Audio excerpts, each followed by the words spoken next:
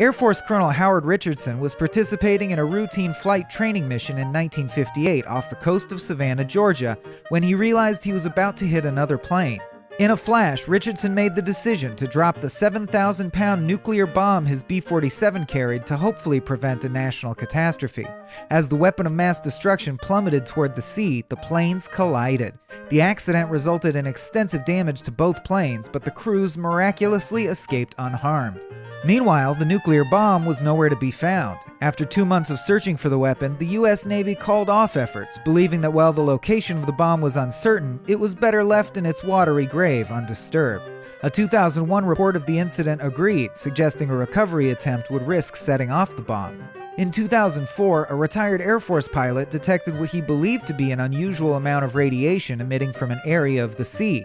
But government officials, presumably inspired by the mayor from Jaws, assured the public that there was nothing to worry about.